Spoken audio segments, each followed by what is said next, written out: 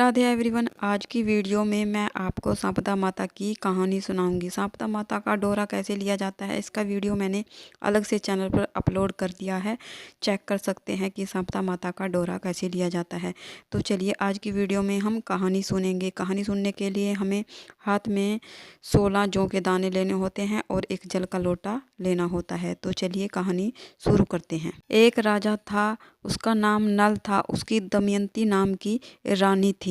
एक दिन महल के नीचे एक बुढ़िया आई जो सांपदा माता का डोरा बांट रही थी और कहानी सुना रही थी।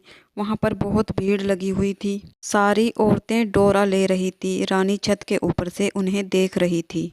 रानी ने दासी से कहा कि नीचे जाकर देखो भीड़ क्यों लगी हुई है। दासी ने रानी से आकर कहा, वहां पर एक बुढ़िया है जो सांपदा माता का डोरा बांट रही है, जिससे घर में अन्न धन के भंडार भरते हैं और कभी भी धन की कमी नहीं होती है। वह डोरा कच्चे सूत की 16 तार की 16 गांठों से बना हुआ है और हल्दी में रंगा हुआ है और जौ के 16 दाने हाथ में लेकर कथा सुनकर डोरे को गले में डाला जाता है और इससे अन्न धन के भंडार भरे रहते हैं। रानी ने भी बुढ़िया से डोरा लेकर डोरे की पूजा करके डोरे को गले में बांध लिया। जब बाहर से राजा आया तो राजा ने रानी के गले में हार के साथ डोरे को देखा और रानी से पूछा, रानी ये क्या गले में बांध रखा है? तो रानी ने बोला कि ये सांपदा माता का डोरा है, जिससे घर में धन लक्ष्मी आती है। तब राजा ने रानी से कहा कि हमारे घर में कौन सा अन्न धन की कमी है जो तुमने ये डोरा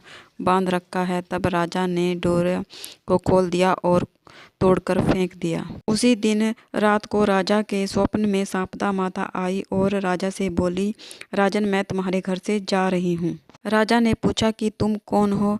तो उसने जवाब दिया कि मैं तो सांपदा हूँ। तेरा धन कोयला हो जाए, तूने मेरा अपमान किया है, इसलिए मैं तेरे घर से जा रही हूँ। सुबह उठकर जब राजा ने देखा कि सारा धन कोयला हो गया है, राजा ने अपनी रानी से कहा कि यहाँ पर हम एक ब्राह्मण की लड़की को छोड़ देंगे और यहाँ से चले जाएंगे। वो ब्राह्मण की लड़की यहाँ पर दिया बाती करेगी, झाड़ू लगाएगी और घर की देख रेख करेगी। हम दूसरे गांव में रहेंगे। चलते चलते राजा रानी एक तालाब के पास पहुंच गए। तालाब के पास जाकर राजा ने 2 तीतर मारे और रानी को दे दिए कि रानी तुम इन्हें भून लो, मैं जब तक स्नान करके आता हूं। जब तक राजा स्नान करके आया तब तक भुने हुए तीतर उड़कर चले गए। इसके बाद राजा रानी को लेकर अपनी बहन के घर चला गया। बहन ने राजा रानी को एक पुराने से महल में ठहराया। उस महल में जमीन पर एक सोने की मछली पड़ी हुई थी। राजा रानी ने देखा कि देखते ही देखते जमीन मछली को निगल गई है। राजा ने रानी से कहा कि यहाँ से चलो, नहीं तो ये चोरी हमारे सिर लग जाएगी। और वो दोनों वहाँ से चले गए। वहाँ से सीधा राजा अपने दोस्त के पास गया।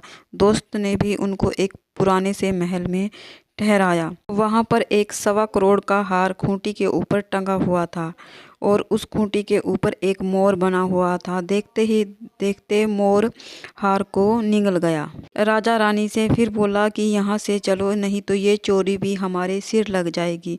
तब रानी ने राजा से बोला, कहीं और जाने की ज़रूरत नहीं है, हम दोनों जंगल में जाएंगे, वहाँ पर लकड़ियाँ काटकर अपना पेट पाल लेंगे। वो दोनों एक बगीचे में चले गए। बहुत ज़्यादा थके हुए होने के कारण वो दोनों एक पेड़ के नीचे जाकर सो गए। उस बगीचे के माली ने देखा कि 12 साल से सूखा हुआ बगीचा एकदम से हरा भरा कैसे हो गया। उसने देखा कि एक पेड़ के नीचे 2 अजनबी सोए हुए हैं। माली ने जाकर उनसे पूछा कि तुम कौन हो जिनके आने से 12 साल से सूखा हुआ बगीचा एकदम से हरा भरा हो गया है। राजा रानी ने कहा कि हम मुसाफिर हैं और काम की खोज में यहाँ आए हैं।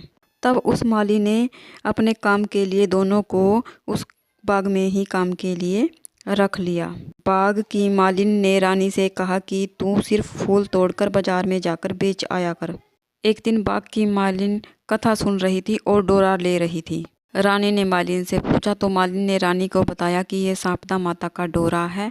तो रानी ने भी कथा सुनी और सांपदा माता का डोरा ले लिया, उसको गले में पहन लिया। राजा ने रानी से पूछा कि ये कौन सा डोरा है, तो रानी ने राजा को बताया कि ये वही डोरा है जो आपने एक बार तोड़कर फेंक दिया था, जिससे शारदा माता हमसे नाराज हो गई थी। रानी ने कहा, अगर शारदा माता सच्ची हैं तो हमारे दिन फिर से लौट आएंगे। उसी रात राजा को पहले की तरह सपना आया। एक स्त्री कह रही थी मैं जा रही हूँ और एक स्त्री कह रही थी मैं आ रही हूँ। राजा ने उन दोनों से उनके नाम पूछे तो आने वाली ने अपना नाम लक्ष्मी बताया और जाने वाली ने अपना नाम दरिद्रता बताया। राजा ने पूछा कि मुझे कैसे पता चलेगा। तब शारदा माता ने कहा कि जब तुम कुएं पर पानी भरने जाओगे तो पहली बार में जौ के दाने निकलेंगे और दूसरी बार में हल्दी की गांठ निकलेगी, तीसरी बार में कच्चा सूत निकलेगा। राजा अगली सुबह कुएं पर गया और कुएं पर वही तीनों चीज़ें निकली। तीनों चीज़ें राजा ने रानी को लाकर दे दी और रानी ने शारदा माता का डोरा बनाया और गले में पहन लिया। राजा ने रानी से कहा, मुझे लगता है कि अब हमारे अच्छे दिन आ चुके हैं, हमारे 12 वर्ष पूरे हो चुके हैं, हमें अपने घर चलना चाहिए। तब दोनों ने जाकर मालिनी से कहा। मालिनी ने दोनों को अन्न धन देकर विदा कर दिया। जब राजा और रानी वापस घर आ रहे थे तब राजा रानी को लेकर अपने दोस्त के घर गया, जिसके घर वो पहले गए थे। राजा के दोस्त ने उसको एक नए से महल में ठहराया। तब राजा ने कहा कि मुझे उसी पुराने वाले महल में जाना है। तब उसका दोस्त उसको उसी पुराने वाले महल में लेकर गया। देखते ही देखते जो 1.25 करोड़ का हार मोर निगल रहा था वह वापस आ गया। तब राजा ने रानी से कहा कि यह कलंक हमारा मिट गया है, अभी यहाँ से चलते हैं। उसके बाद राजा रानी को लेकर अपनी बहन के घर गया तो राजा की बहन ने राजा को एक नए महल में ठहराया। तब राजा ने फिर कहा कि मुझे तो उसी पुराने घर में जाना है। तब वे पुराने घर में गए और देखते ही देखते जमीन ने मछली को वापस उगल दिया है। तब राजा ने रानी से कहा कि हमारा ये कलंक भी मिट गया है। उसके बाद राजा रानी सीधे अपने महल की तरफ निकल लिए और देखा कि जो दरवाज़ा टेढ़ा हो गया था वो ठीक हो गया है, सोने की झारी आ गई है, जो नीम सूख गया था वह फिर से हरा भरा हो गया है। जो पंडित की बेटी घर में दिया जलाने के लिए छोड़कर गए थे, राजा रानी ने उसे अपनी धर्म की बेटी बना लिया है और बहुत सारा धन दौलत देकर उसका विवाह कर दिया। रानी ने शारदा माता का व्रत किया, 16 ब्राह्मणों को जिमाया, 16 चीज़ें दान की और खाने में हलवा पूरी दिया। इस तरह से रानी ने शारदा माता का उद्यापन किया। हे शारदा माता, जैसे आपने पहले राजा के साथ किया ऐसे किसी के साथ नहीं करना, और जैसे बाद में राजा के साथ किया ऐसे सबके साथ करना। प्रेम से बोलो जय शारदा माता की। इस तरह से हमारी शारदा माता की कहानी पूर्ण होती है। इसी के साथ हम गणेश जी की कहानी सुनेंगे। एक गांव में एक बुढ़िया रहती थी। बुढ़िया रोजाना मिट्टी के गणेश जी बनाती और उनकी पूजा करती। रोजाना मिट्टी के गणेश जी बनाते और वो गल जाते। तो बुढ़िया के घर के सामने एक सेठ की हवेली बन रही थी। तब बुढ़िया ने कारीगर के पास जाकर कहा, कारीगर भैया, मेरे पत्थर के गणेश जी बना दो। तब कारीगर ने कहा कि जब तक तुम्हारे पत्थर के गणेश जी बनाएंगे तब तक तो हमारी दीवार खड़ी हो जाएगी। तब बुढ़िया को मन ही मन बहुत गुस्सा आया और बुढ़िया ने कहा कि तुम्हारी दीवार टेढ़ी हो जाए। कारीगर जब भी दीवार बनाए वो टेढ़ी हो जाए। सुबह से शाम हो गई, तब सेठ जी भी आ गए। सेठ जी ने पूछा कि भाई आज तो कुछ भी काम नहीं किया। तब कारीगर ने सेठ जी को सारी बात सुनाई। तब सेठ जी ने कहा कि मुझे उस बुढ़िया के पास लेकर जाओ। सेठ जी बुढ़िया के पास गए और बुढ़िया से कहा कि बूढ़ी माई, मैं आपको पत्थर के नहीं सोने के गणेश जी बनवा कर दूंगा, लेकिन हमारी दीवार सीधी हो जाए। दीवार सीधी हो गई और सेठ जी ने बुढ़िया को सोने के गणेश जी बना कर दिए। और ये सारी बात गणेश जी सुन रहे थे और सेठ जी की दीवार सीधी हो गई और सेठ जी ने बूढ़ी माई को सोने के गणेश जी बनवा कर दिए। हे गणेश जी भगवान, हे गणेश भगवान, जैसे आपने सेठ जी की दीवार सीधी की ऐसे ही सबके सब काम सीधे करना।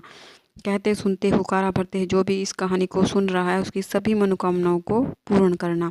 कथा सुनने के बाद जो जौ के दाने हैं इनको आप अपने पीलिए के चुन्नी में बांध सकते हैं या फिर आप किसी छोटी सी डिब्बी में बंद करके मंदिर में भी रख सकते हैं। जब वैसाख के महीने में डोरा खोलेंगे तब इन जौ के दानों का हमें उपयोग करना होता है। उसका वीडियो अलग से चैनल पर अपलोड है, आप चेक कर सकते हैं। डोरे को आप अपने गले में डाल सकते हैं या फिर आप इसको भी मंदिर में रख सकते हैं। अगर आप जॉब करते हैं, डोरे को गले में नहीं बांध सकते, तो आप इसको मंदिर में रख दें।